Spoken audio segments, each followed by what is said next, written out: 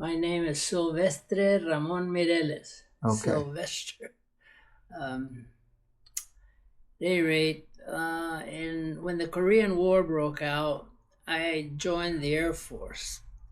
I was working pipelines, and we had started making some fairly decent money when that happened. But I went into the Air Force and took my basic training in Wichita Falls, pretty desert, cold, windy, not a very nice place, but it was basic training. To me, basic training was like a vacation because pipeline construction, you were pretty fast and hard, and So what year would that have been? that was 1950 and 51. Okay. I joined in January 1951, but the process began in late 1950. At any rate, from there, they shipped me to Scott Air Force Base in Illinois, and there's where I got my first experience in administration. The reason they put me in that is because I was more skilled than most in my English, I guess, and in typing. Typing was sort of like knowing a little bit about the computer later when others didn't. But at any rate, in the office, there was one interesting event that triggered off perhaps some relationships that continued in the Air Force. I was working in this office, and I didn't like to be idle, so I helped everyone. I sat in on everyone's duties in the office, and there were about 6 or 7 people doing different things, handling telegrams or preparing one thing or the other. They were all privates first. Anyway, when the time came to submit the recommendation for private first class, everyone's name was submitted except mine. The guy in charge was a sort of a hillbilly type named Carter, Herbert Carter, sergeant. Anyway, it was obvious he was biased because every now and then, jokingly, he would, "Are you an Arab?" I don't know, I sort of ignored it. But when I got left off the list of people to be recommended, I went up to the Lieutenant Crow was his name. And I stood at attention, and I told him, "Lieutenant Crow, I have a complaint." He said, "What is it, Sergeant Mireles, or Private Mireles?" I said, I let him know I was the only one that was left off from the list of people to be recommended for private first class. It was about $15 a month. I think that was the difference. He said, "Sergeant Carter, get over here." He said, "I want you to have this man's papers ready in 1 hour, or I'm going to have your stripes." Man, you should see Carter go running. So in an hour, I was back on the list. So I got my private first class. But it established a relationship, a respect that was pretty interesting, because after that, Lieutenant Crow, whenever anybody was coming to LA for something, "Hey, you want to take a 3-day vacation? Come on, my friends." So I'd catch a ride from Illinois to LA, and then spend a day or so with my mother, and then ride back with him. So it was very interesting. I would dress in civvies with my partially the pants that were baggy, not too baggy, but they were tight at the bottom. Kind of like the zoot suit style, Yeah, Pachuco style. the ones that I had used before, but not that much. They weren't quite as baggy, and so. But it was sort of interesting there at that place, because away from home, away from California, away from New Mexico, the women were very receptive. And I remember I used to have to take mail from one building to a higher headquarters. And the cute blonde that was there was I think the mistress of Jabara, Captain Jabara, who was the top ace and in the Korean War. He had shot down more planes, from the Chinese, I guess. I don't know. Anyway, but I didn't have any money. I couldn't take anybody to the movies. I used to send money to my mother, so she could pay the house, finish part of the house that we had bought.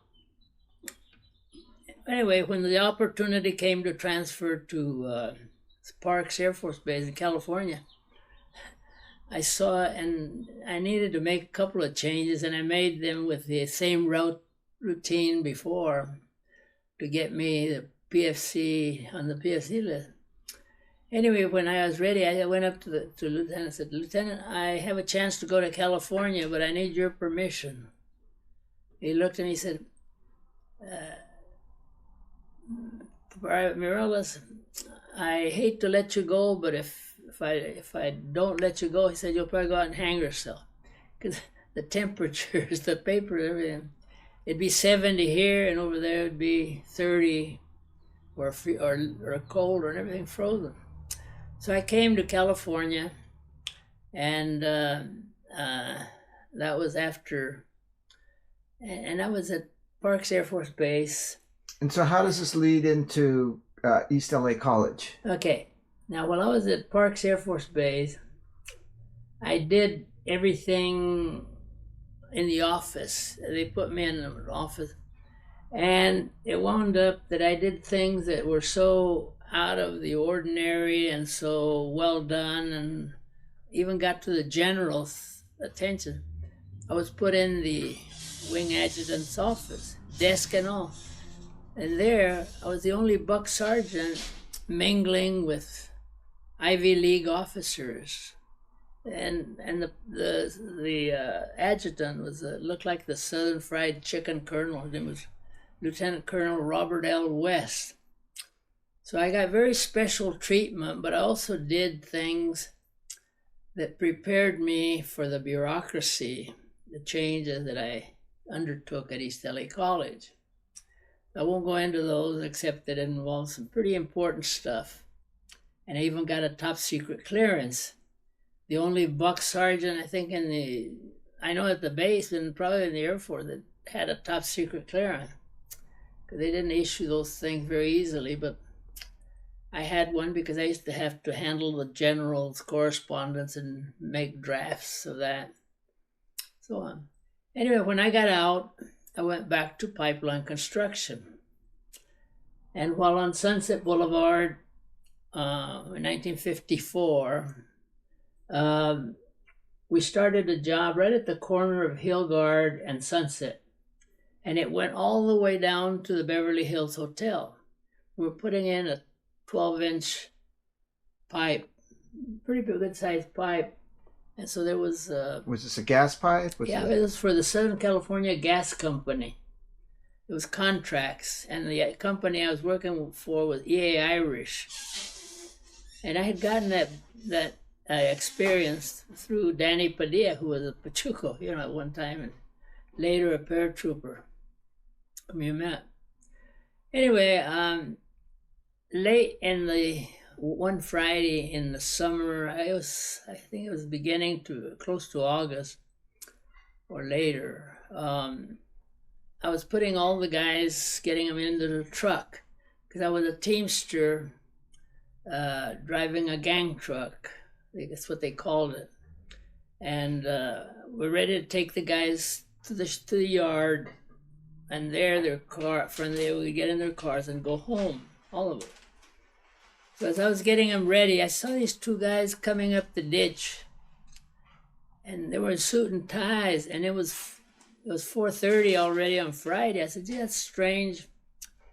The Southern California Gas Company inspectors coming here that late." That's what I thought they were, because it was a contract for that company. And as I was putting jackhammers and everything away and getting the guys, suddenly they're in front of me. And two of them, tie, coat. I said, "Where are you from?" I was sort of surprised for a second. What would the gas company want to know where the hell I was from? But I thought, well, maybe just, strong conversation. So I said, "New Mexico." They grabbed me by the arms and started pulling, and I realized they were immigration. At that time, I used to work without my shirt, so I was pretty much an Apache bronze, pretty dark. In fact, Dorothy, they used to ask her, "Are you sure that's your brother?" I was like her father, my half-sister. Anyway, after I told them off in no uncertain terms where to go, I drove the guys back to the yard, and I said, "Jesus, I don't like this feeling." At that time, the Mirror News was fighting with the Daily News. Or no, the Times Mirror was fighting with the Daily News in a circulation war. And they were, every time there was a fight in East LA, they'd come up with Rat Packers Strike Again. Or this. It was somewhat like what our boy is doing today, to emphasize a misdeed over here as if it were a huge thing. Anyway, I decided, well, I've got the experience and a willingness to try different challenges. I said, what these people, generally Mexican descendants from Mexican American, no one was speaking up for them. It was like, my God, they were picking on a population that seemed helpless. I said, well, let's see what I can do. I decided to go to college, and I decided that education was needed with leadership to deal with stuff like this. It was Operation Wetback at the time, is what they called it, 1954. Immigration was going full blast, getting a lot of people out. So who was immigration? Was this like the Immigration, natural, INS, like the ICE now. Okay. Immigration Naturalization Service. And so I decided to see what I could do. I had the GI Bill, and that's $5,000. So I figured, well, where should I go if I'm going to try to do something? Well, I figured, I looked around. East LA College was in the middle of what I referred to as native land. They were all barrios around them. And so I decided, well, maybe that's where I should go and become an instructor. And I realized that it was almost impossible to get in as an instructor of any shade, because you generally needed 10, 15 years of teaching and a lot of contacts at the college. You had to be able to teach evenings, class, because when they give you a lifetime job in the department, they wanted you very compatible. That's what the way it was. But anyway, that was my goal, to teach at East LA College and use that as a basis for organizing the surrounding community and see what I could do. Because again, I was pretty independent. I had had that experience in the Air Force, and I had actually all my life been able to use the advantage that I got from Tío Daniel when I was a little kid. Really taught me to read before I got into the first grade. He made me my blind uncle. Anyway, you used to read for your blind Uncle Dan. Yeah, this was my blind Uncle Dan, and because he was a New York Yankee fan, he wanted someone to read that paper. He had gone to school for the blind.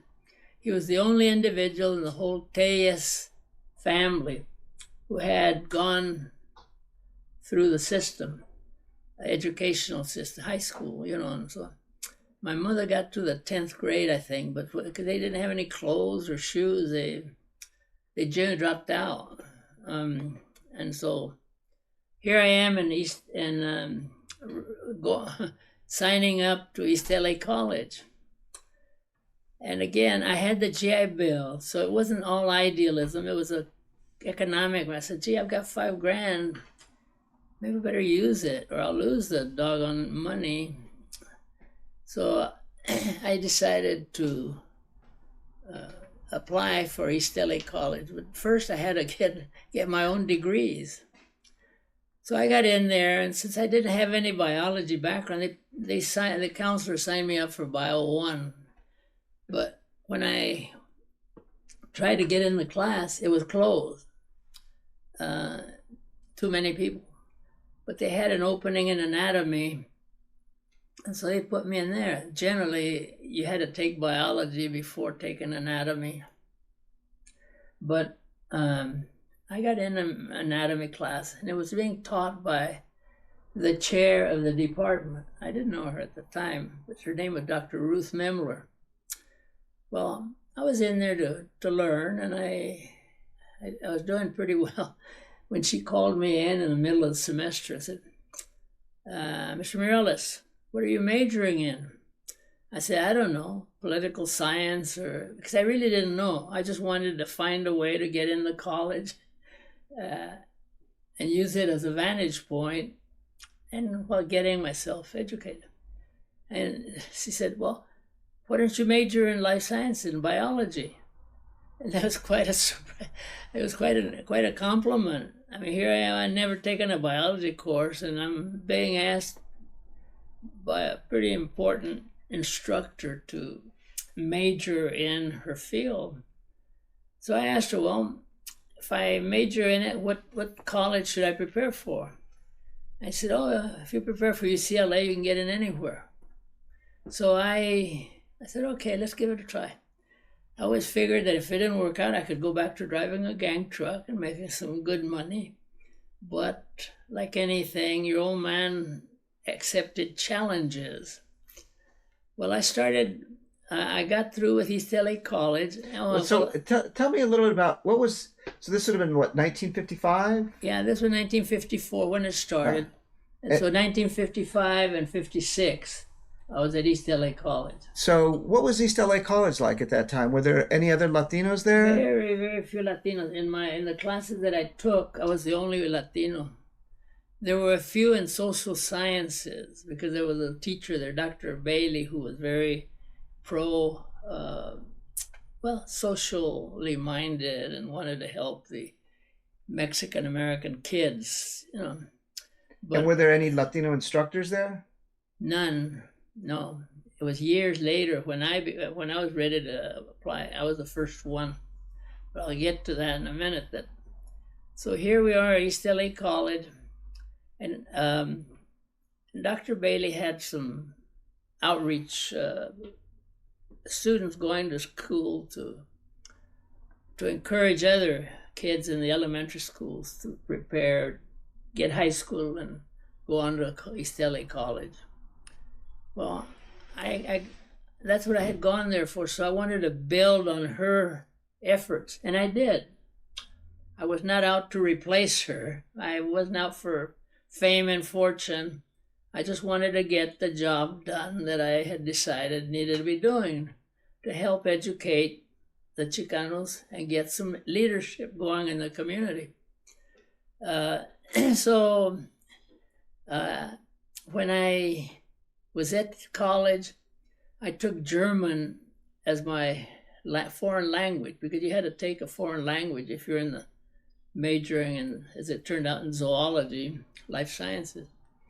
Well, that was a very interesting experience because the instructor, and that was the second semester now that I took German, started with German, was Dr. Alice Burgell. And she had just been one step ahead of Hitler's pogroms. And I always had studied Hitler's moves. And to me, it was very interesting. She really liked me, and she asked me to be president of the German club. And together, we really made an impact on the college. By impact, we carried out a Books for Asia drive. We would get every administrator and teachers to talk about different things that Germany had done in the past. Schweitzer, for example, and Freud, although Austrian, but I got acquainted with every administrator there as the president, and we used to have students and instructors there, so I became fairly well known at the college. That probably, looking at it later, is what might have made the difference, because when I got involved in applying, I had never taught a high school class. That was, I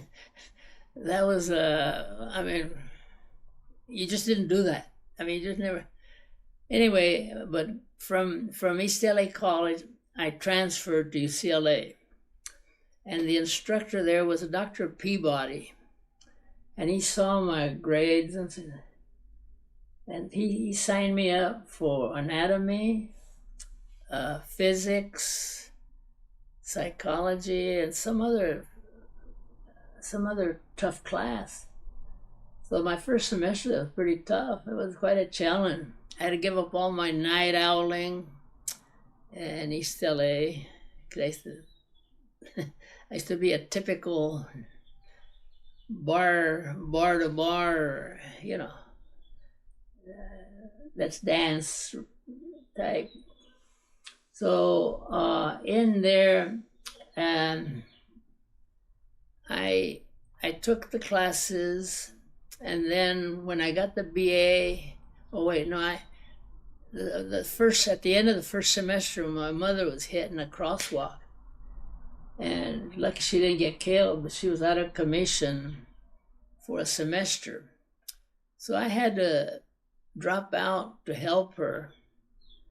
So the second semester that I was there, I had to go back to pipeline construction. I went to work for Hood Construction as a gang truck driver. Again, I could go in generally everywhere. The superintendents would immediately put me on, because they saw that I was a good worker, but they also liked the idea that I was getting educated. They wanted to sort of I think they gave me an advantage there because of that. Although I never brought it up or anything, but they knew. Anyway, while I was there, I had a foreman by the name of Tom Hawkins, and I thought we were good buddies. And but this guy, Juan Rodriguez, came up to me on the crew, and he said, he couldn't speak English. He was one of the laborers. He said, would you help me? I'm being shorted 20 cents an hour. I'm being paid for labor, and I'm a pneumatic tool operator, jackhammer. The difference of 20 cents an hour. So I spoke to the foreman. I told him what was happening. It happened again the next week, and when I asked him what's happening, he said, well, I spoke to the dispatcher, and it's a dispatcher. So the third week I said, I'll take over. I went up to the dispatcher and asked him, how come, no, I'm sorry. Oh yeah, I asked him about that. But then that Friday, late Friday, I was sent to a job pretty far out, but the foreman didn't show up on a Friday. When I came to work Monday, I had been demoted to a to a dump truck driver. That was a cut in pay quite a bit, and also dump truck drivers were sort of like the dummies, you know. All you did was drive a truck. You didn't do the skilled plumbing and all this that a gang truck. So I wanted to find out, why is this happening? See, I didn't think. So I went to Hawkins and said, how come I'm being demoted? He said, I don't know. He said, talk to the dispatcher. I went to the dispatcher. He said, oh, the superintendent. You're talking. So I got them all together. I said, wait a minute. I got the superintendent, the dispatcher, and the foreman together. And it was sort of bold, I guess. But you said he is demoting me. He says, you are demoting me. And he said, you. I said, who? And they both pointed at the foreman, Hawkins. I thought, este cabrón. Turned out, though, it was company policy. Danny Padilla told me a year later, you know, they used to short all these guys. But they had blamed it on the foreman, and I thought it was the foreman. So basically, I was fired. That's the only time I have ever been fired in my life. So, but I had applied for the John Hay Whitney Fellowship while I was at East LA College. Ed Roybal was a city councilman, and I had helped him a little bit on the political drive.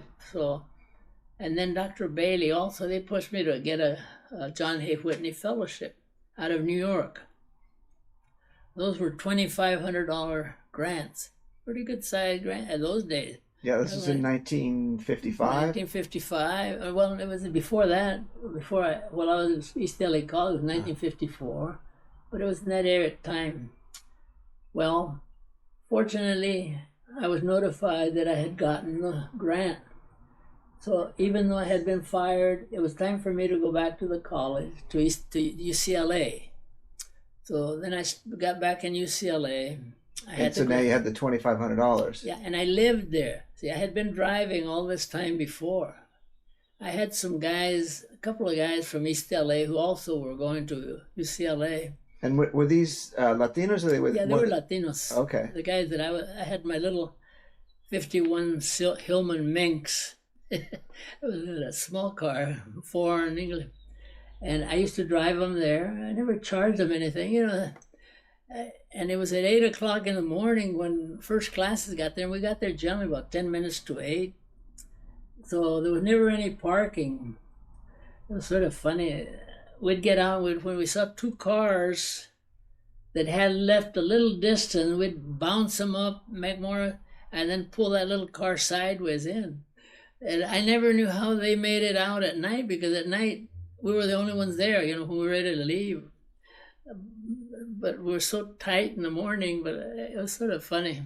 So let's talk about the Whitney. So you got the Whitney Fellowship, and at this point, were there any other Latinos who had received this? Yeah, there was one who had received it. That was Julian Nava. Julian Nava. That was a few years before you? Yeah, he had been through the college before me, and he had gotten his degree from, I forget the school, but he wound up teaching at University of Cal State Northridge. So they had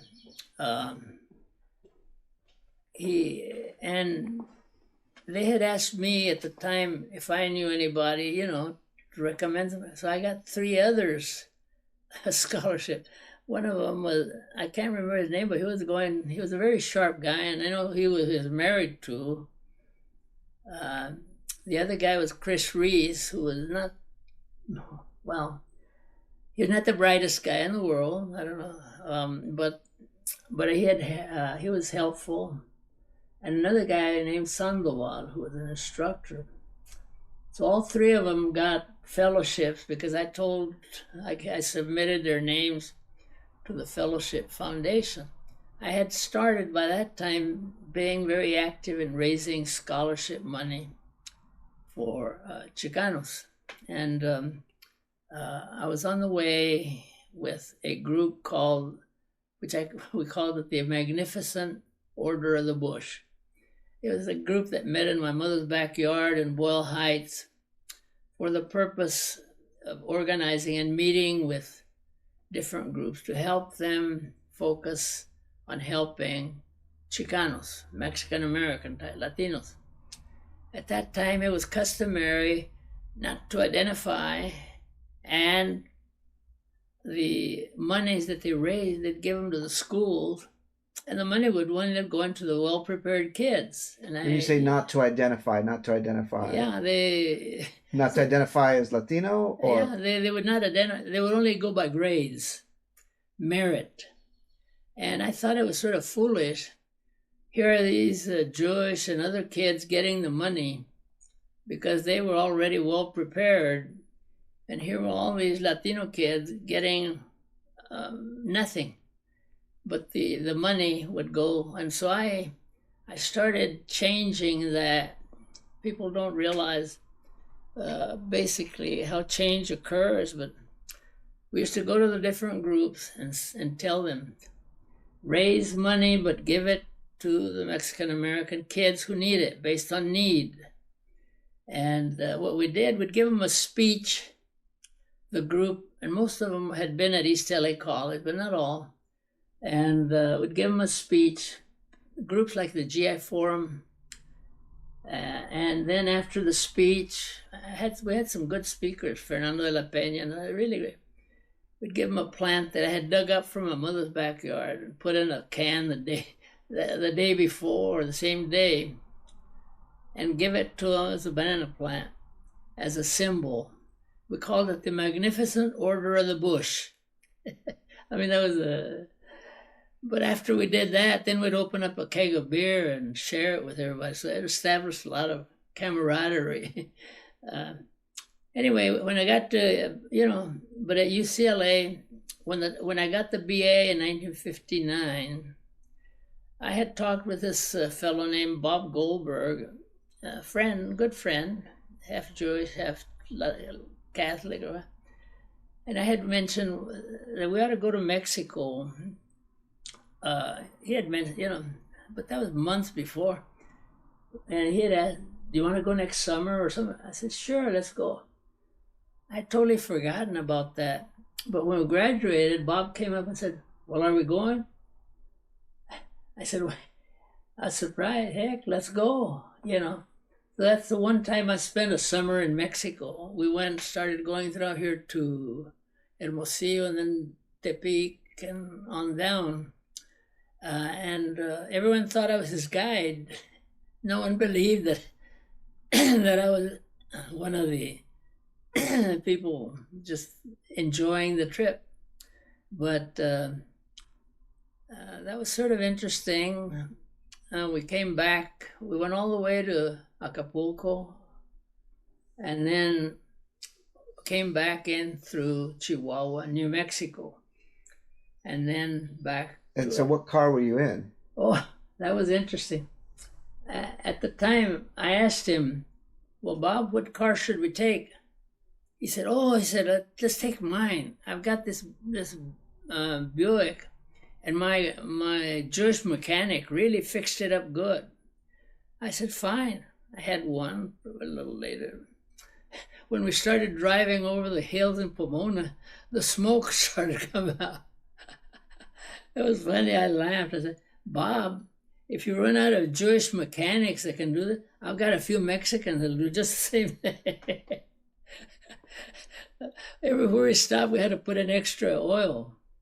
But right there near Tepic, I guess it was, we couldn't, it was a 41 Packard. I'm sorry, it was a 41 Packard, an old bathtub type thing.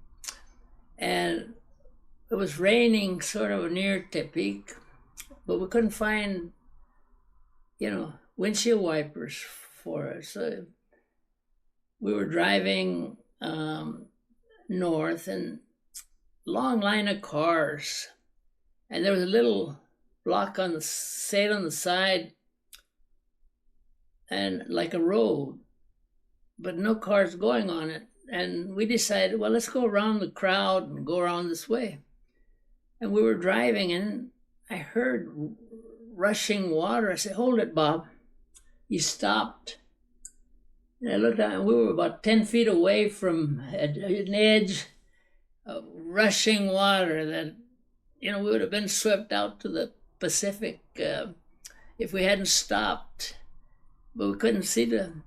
But that's why they had it blocked off, and that's why all the cars were on this other lane.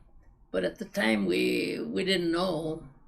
And just one little blocking, thing on this road, we thought, gee, it can't be that big a deal. Well, we were lucky. We got to different cities. wherever we stopped, I generally said, I'd found the guy sitting on the curb. And I'd go over and speak to him in Spanish. ¿Quieres manejar un auto? Sí. Toma. Llévenos a los bailes. Take us to the dances. And where all the companionship is. Yeah. Oh, they were happy. So they're driving all over town, making the chickens fly and everything else. But we'd wind up at all the social spots in the towns that we went to. So we had a good time everywhere we went. When we got back, about 100 miles out of LA, the car started sputtering. We barely made it back to his house there in West LA. He was part of the Jewish group that had moved from Boyle Heights to Fairfax. His family was it. And the car stopped there, it died there. From there, they took it to the junkyard. It never ran again. So that was the trip to Mexico. Okay, that semester, I had to take the exams to go beyond the BA. To teach at college, you needed a master's. So I had the BA, but you had to take exams to get into graduate school and study for the master's or the PhD. Well, so I took the exams, and the profs there said that I was the first Latino they had seen from East LA ever pass at the PhD level. And I have the letter there. I'm putting it in the book. People can see what it looked like, indicating that they congratulated me for passing at the PhD level, and all I needed to do was get a professor to monitor my thesis and my work. Well, always curious. I said, well, yeah, I wonder what that's about. So they said, well, pick a professor. I had no intention nor the preparation for any one field to really go deep into it in graduate school. But there was one professor named Dr. Peter Paul Vaughn, and he was studying, he was a paleontologist studying the polyphyletic origins of labyrinthodont amphibians. That wasn't what I tried. They told me that, well, here's the guy that after the seminars, he likes to take his group over to the Mexican bars, have beer, and continue the discussions there. I said, well, I'll take him. That's how I chose him. After one semester, obviously I wasn't prepared, and it didn't work out, so I dropped that. And that wasn't my goal for going to UCLA in the first place. But my comment was that going to Mexican bars is not the best basis for a lasting marriage. So I got into graduate school, took the exams and all, got the master's degree. But to teach, you also had to get a community college degree. And I went to University High School, which was where Jenna was close to Beverly Hills and so on. And they had a master teacher there, and then they would put you in there and let you teach.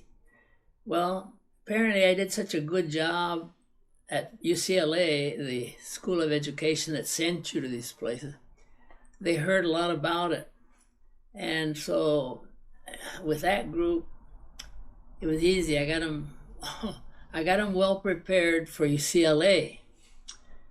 The second semester, it was at Mark Twain Junior High School. So you're basically doing like student teaching? It was student teaching. That's what it was. Yeah. You had to do 2 different assignments. So at Mark Twain Junior High School, I was walking with the principal trying to decide what class to teach. And as we passed one room, I saw this Nisi guy grab a student and bang him against the wall. And I never expected or saying anything like that. But this guy was practically fighting with a student. This is one of the teachers. Yeah, he was the teacher was doing that to the student, and a male student.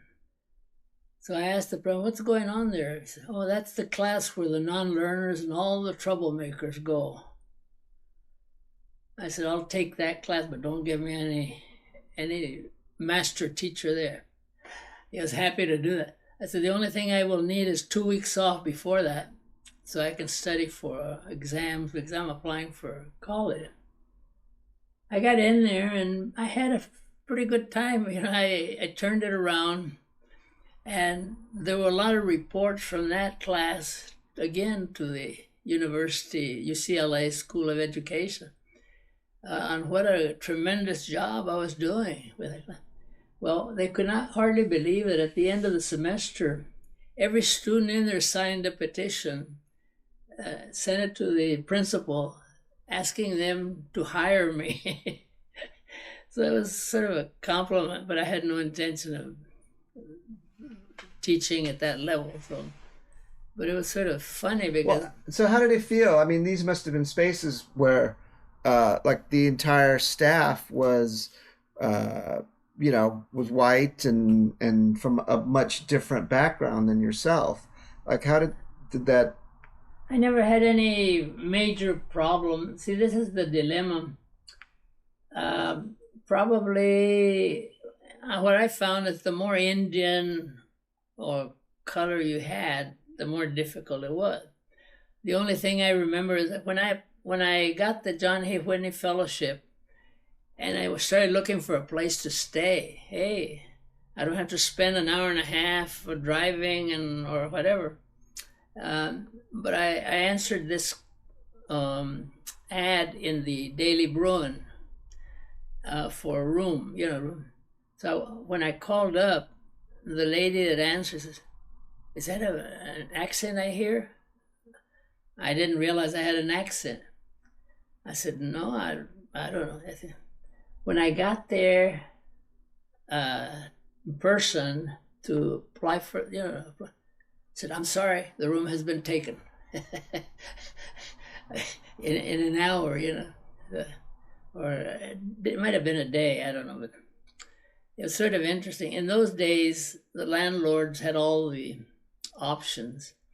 It would be a few years before, well, a couple of years later, the Fair Housing Act was passed, which legitimized that, but the Supreme Court threw it out, all this voting that had done, they threw it out as unconstitutional. Anyway, so when I went back, I took the exams. Out of 107 people apparently who applied, I don't know if the figure's correct, but that's what I heard. I was number 5 on the list. Came out 5 on the exams for life science teaching at East LA College. Oh, I see. So you had to take a test to teach at East LA College. At East LA College. And so this was administered by the college. By the college. So at that point... And so you had received your master's degree at this point? Yeah, I had my master's. I was qualified. Okay. So now I had to pass through the orals. Pass that exam and then an oral exam. And who was on the orals committee? Dr. Memler, the one that had recommended me for, to go on and major in life sciences. Jane Kavanaugh, who had been the dean, whom I had had speak on Freud or something, when I was president of the German Club. And this very timid Mr. Morgan, who, well, it was almost like welcome home, sort of. They didn't ask any rough questions, it's sort of like. So you were kind of like the local boy who did good, and then now you're back. Now I'm back. And so I was hired as a substitute for one of the teachers who was on leave, but he never came back, so they gave me the permanent position. And this was a tenured position? Yeah, this put me on a tenured track. Tenured track. I had already been very active in getting scholarship money started, because I realized that. So what year were you hired originally? I was hired in 1962. So in 1962, then there was no other Latino staff. No Latino staff at East LA College. And so I was the first Chicano type. But they didn't. I was there to teach biology, anatomy, physiology. And I did. I enjoyed the teaching. But my aim had been to go there to see what I could do about organizing the community and helping more Chicanos get out and change things. They were sort of helpless, like I said, when I first started. So that was the beginning, and in 1962, by 1962, I should back up a little. In one of the meetings of this magnificent Order of the Bush, we had one fundraiser at the Club Boom Boom on Atlantic Boulevard. And the owner, he was a guy from New Mexico. I forget it. I've got his name because I wrote this up on the book, Si Se Puede. He had asked me and a couple of others, why don't you form an organization that we can be proud of? And let's call it the Mexican American Business and Professional Men's Scholarship Association. That was when we were raising money under the magnificent Order of the Bush. And so what year would this have been? Well, that magnificent order was in operation in 1959. And Ruben Salazar, by the way, the columnist, was assassinated. He came to one of those meetings and spent 3 hours with me talking. But that particular moment, I feel, well, if I get at the college, I can use the college to do something, because without money, you can say, yeah, I'll form an organization, but I knew it wouldn't be possible. Well, here I am at the college now. I'm hired, but all this time I'd been forming the Mexican American Business and Professional Men's Scholarship Association, like we had been asked to do. And I asked this lawyer to incorporate it, and he became the first president. I put it in. Manuel Valenzuela. That was 1962. The same year I got into East LA College, the first Latino organization of that kind was incorporated. Turned out to be a big, magnificent organization. I'll tell you more about that another time, but at any rate, here I am at the college, and I started involving the president and others. Who was the president? Came later, right after I was hired in early '60. I forget what year. Dr. Kim Wells, and he spoke Spanish. He had been the chairman of the foreign language department at East LA College, and he was very, very receptive to everything I was doing. So I used to get him, and we used to go out and sign up organizations to give scholarship money. He was all for it. In fact, he became the chairman of one of the years that this group was raising money, Aspiraciones, I guess later, '68. Anyway, I was teaching. I was using all my time to organize, but also you kids. I had been married in 1963, and you guys were little, and I didn't have much free time. I was up here late at night, and sometimes I'd be working on concrete and 2 a.m. until the neighbors complained. Said, it's keeping us awake. so I had to modify my schedule. So you got into the college in 1962. You got involved with some fundraising and scholarships. How did that interact or mix with sort of the larger Chicano empowerment movement that was taking place at the same time, and also East LA was Jewish, and now was becoming more Mexican American. Like how did those outside forces sort of interact with what you were doing? As the years went by, 62 and so on, we got more and more Chicanos in there, into the school, involved. But but in fact, in 1964, we gave the first scholarship organization, scholarships. I even got the chairman of one of the Southeast Asia, the general there, to release one of the Medal of Honor winners, Captain Joseph Rodriguez, I guess it was Sanchez, to provide the first scholarships. And so we were working on that. And meanwhile, the Vietnam War was starting, but wasn't full blast yet. But the students were starting to get organized, and I was helping them.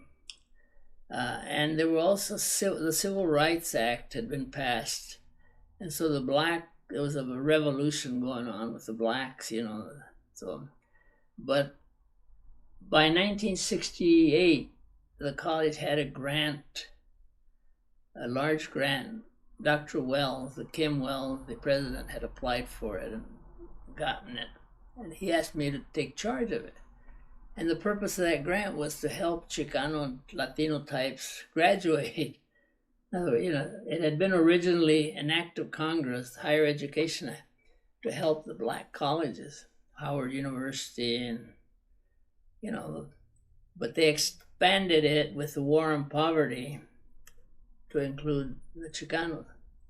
So basically, then that gave me the leverage to open up some broad experiments, and I had in mind already some of the things I wanted, but going back to this idea, I mean, outside the schools there was a lot going on, especially in East LA, and the population was changing. I mean, how and the art was changing. I mean, everything. So, like, how did that have any impact on what you were doing or on your thought process? When you had Cesar Chavez, it started. Let's put the Watts riots were when you were born, 1966. 65. Or 65. There was a Bacone commission that recommended things be done for the black community, but they also added there, but the same things need to be considered for the Mexican Americans. At that point, things started happening that coincided with what I was already doing. There was a fellow by the name of Bill Gutierrez, a friend who was put from the Civil Service Commission of the LA Council, I don't know which one of those put him on there, organized a meeting, and I'm not sure what exactly whether it was this Camp Zach White meeting. I think I may be wrong on that. But it was a meeting where they had a lot of high school students attend. It was a weekend retreat, and I was asked to speak to it. And so a lot of those beginnings. And this meeting, who were some of the people at this meeting? Do you remember? Yeah, well, Vicky Castro was one, and she became the head of the Board of Unified School District. I mean, she was a trustee of there. And there were a few others, but that was the beginnings. There was a lot of people went on to become activists at this meeting. Yeah, after that, that's when the activism sort of began. the walkouts took place a couple of years later, around 1967, 68. And at that time is when I got the grant and was able to start the things that the major things that I was able to do at the college.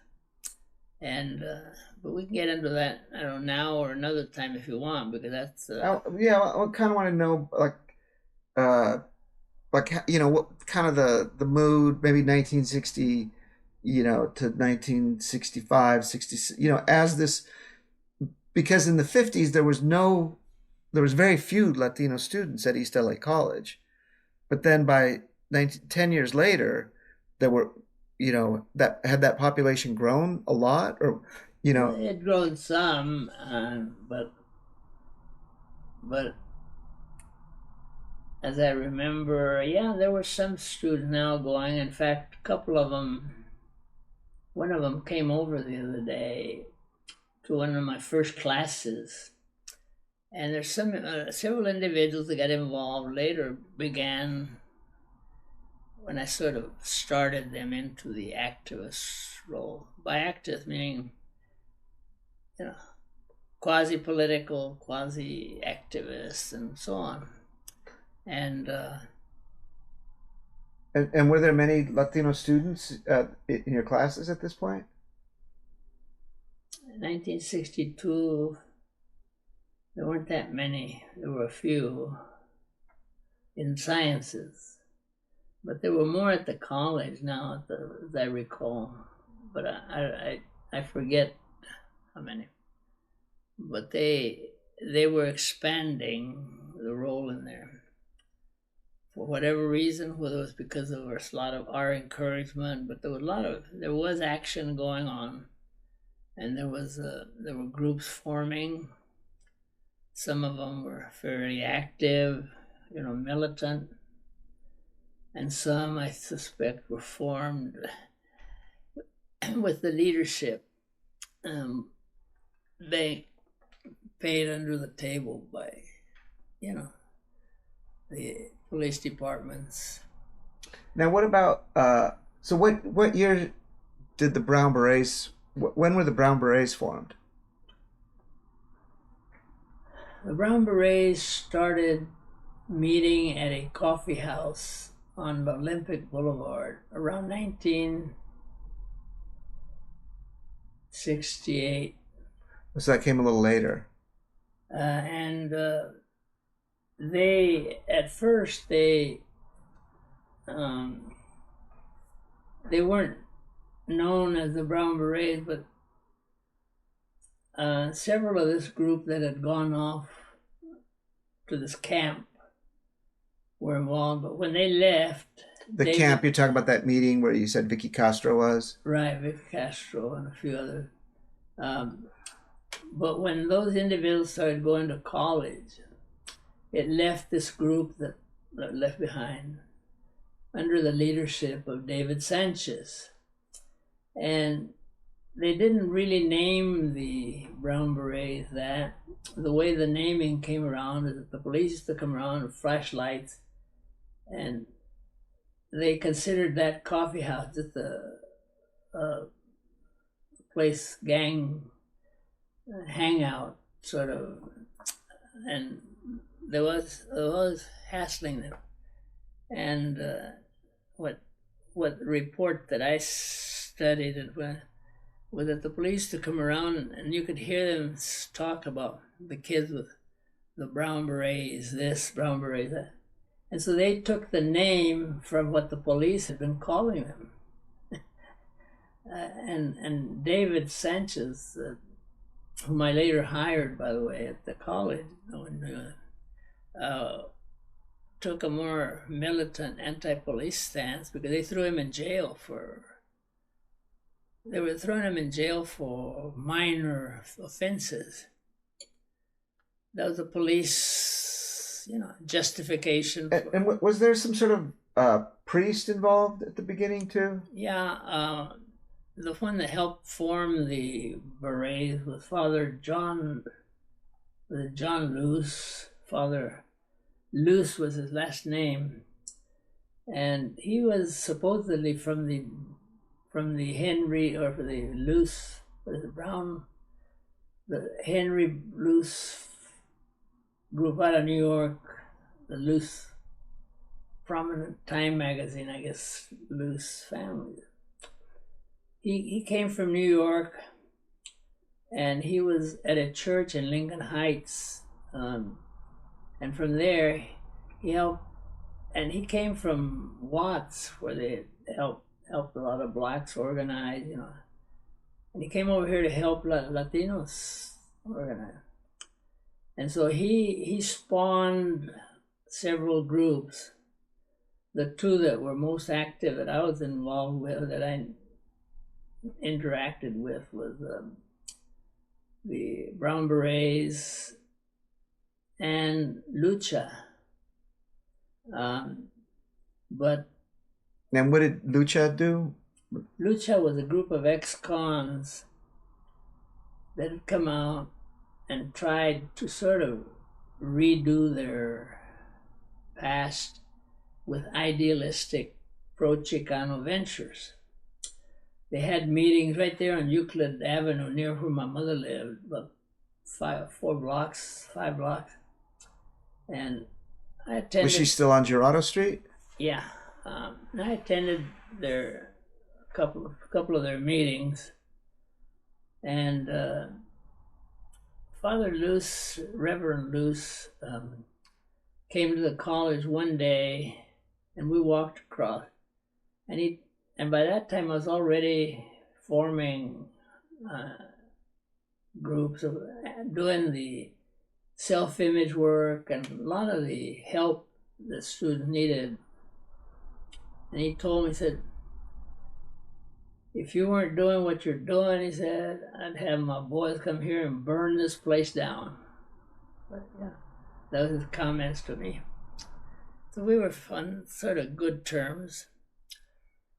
The Lucha group came into play later in a very significant role.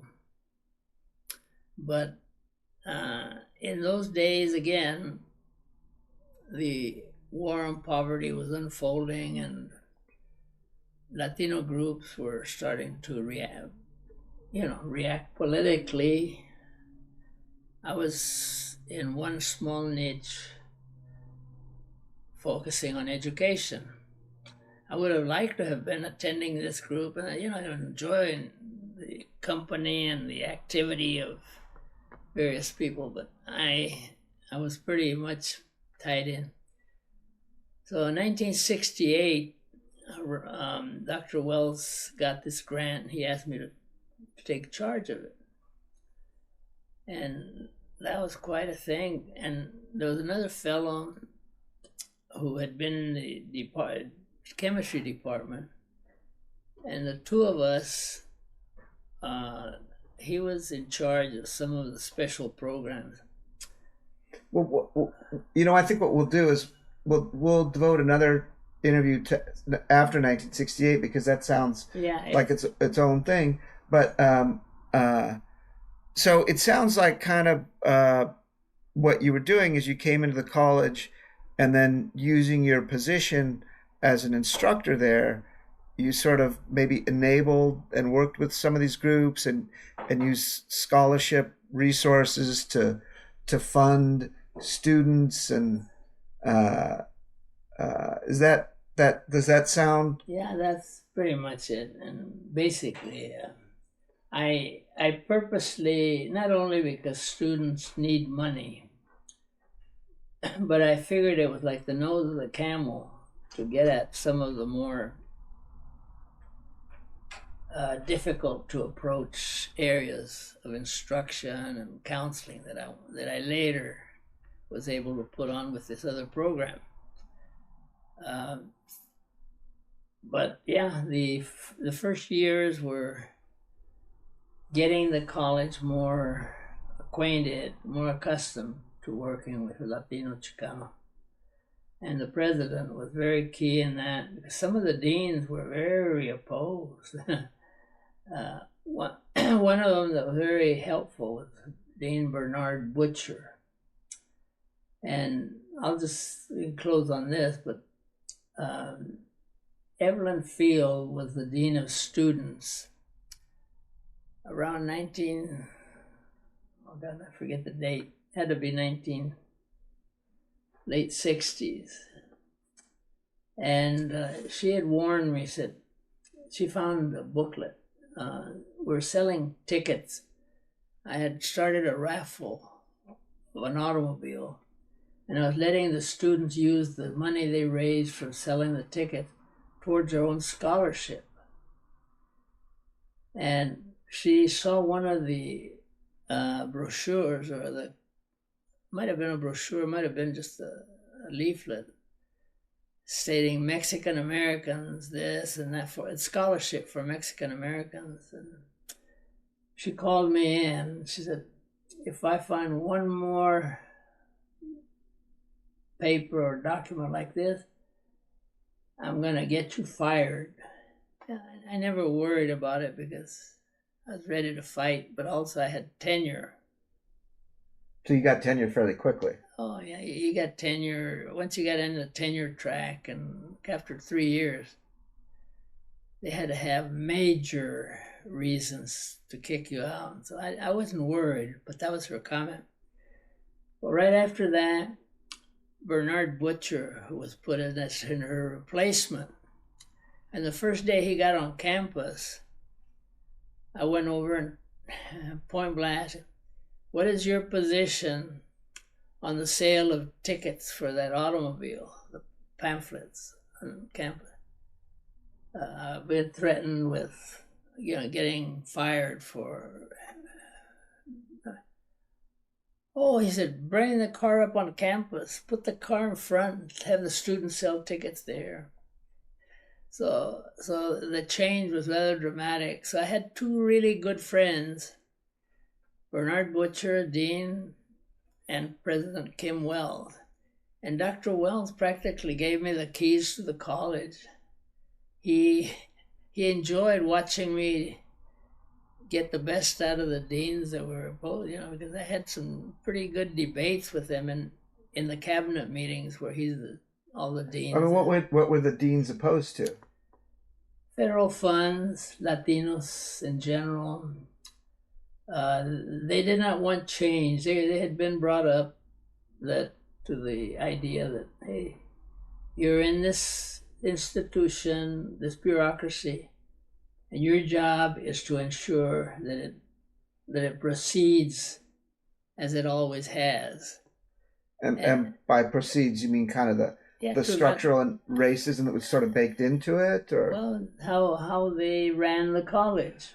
You had deans of students, ran admissions, had a dean of instruction that had the staff that controlled all the departments, department chairpersons, and they in turn, dealt with the students and classes. So I was running, after we got started, I was cutting all over their turf, and and one of them thought I was a communist. He used to send students, one of his counselors used to send students over to ask for the communist literature. And he thought, I'm not stupid enough. If I were a communist, I sure as hell wouldn't have it here. And I don't know which one of you is an informant, but I'm not going to find out.